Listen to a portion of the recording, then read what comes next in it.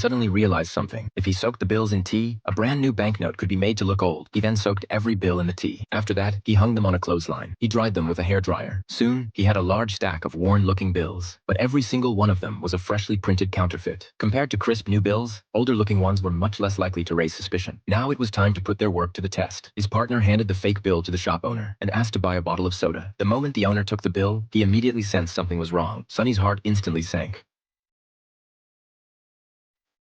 The owner grabbed his partner. Sonny rushed forward and desperately pulled his partner free. The nearby customers had no idea what was happening, but when they heard the owner shouting for someone to stop them, they joined the chase. They knew that if they got caught, they could very well be beaten to death. Fortunately, they had already planned an escape route. That allowed them to get away safely. After they returned, they burned every counterfeit bill. But Sonny couldn't understand one thing. He had even managed to recreate the security coding. So why had the owner spotted the fake immediately? He picked up the only fake bill they had left. Then he asked his partner to close his eyes. He placed 3 bills into his partner's hand. Then he asked which one was fake. His partner simply felt each bill with his fingers. Within seconds, he identified the counterfeit. That was exactly why they had failed. They had used the wrong kind of paper. Real banknotes are printed on a special cotton-based paper. Its texture was completely different from the paper they had been using. Anyone who handled cash regularly could tell the difference instantly. The paper also made a unique, crisp snapping sound. There was another challenge as well. The color-shifting ink on real banknotes. Viewed from different angles, the ink changed colors. Among all the security features, the security thread embedded in the fake bills was by far the hardest to reproduce. After 2016, India's 500 rupee and 1000 rupee banknotes were withdrawn from circulation. They were replaced with the new Mahatma Gandhi series. The new notes included 3 additional security features. Only by solving every one of those challenges could they produce the counterfeit bills they wanted. The biggest obstacle was the tiny letters printed on the collar of Gandhi's portrait. Even a high-resolution scanner couldn't reproduce them perfectly. That made counterfeiting extremely difficult, so they had no choice but to hand-draw the original design from scratch. Then they carefully reduced it to scale and assembled every section together. Fortunately, this was Sonny's specialty. He recreated every tiny detail of the new banknote at a full 1-to-1 scale. After polishing it and treating it with chemicals, the printing plate for the counterfeit bills was finally complete. However, the cotton paper used for real banknotes was tightly controlled by the government. Ordinary people had almost no way to buy it, so they had to search for a substitute that felt as close to the real thing as possible. The two of them visited bookstores and recycling shops. They bought nearly every similar type of paper they could find, but none of them was suitable. Then one day, Sonny discovered exactly what they needed. Inside an advertising brochure, he asked his partner to feel it. The texture was almost identical to a real banknote. The only problem was that it was too thin. But if they layered 2 sheets together, the texture became remarkably similar. Even the thickness was almost a perfect match. As long as they bleached the paper, separated it into 2 layers for individual printing, punched holes in the front, inserted the security strip, and glued both layers back together, they could produce a convincing counterfeit bill. But there was still one problem left: the color-shifting ink on the banknote. His partner came up with an idea. He mixed commonly available metallic paint with printing ink. The result created a color-shifting effect that looked almost identical to the genuine one. Then they coated the bill with a layer of clear varnish. That gave it the same crisp feel and sound as a real banknote. Now came the most critical step: soaking the bill in tea. To test the quality of their improved counterfeit, they returned to the same convenience store. The owner handled hundreds of banknotes every day, making him the perfect person to test it. But to avoid getting caught again, they held each other's hands so they could pull one another away if anything went wrong. When Sonny handed over the fake bill, his heart started racing. Outside, his partner was already prepared to run for his life.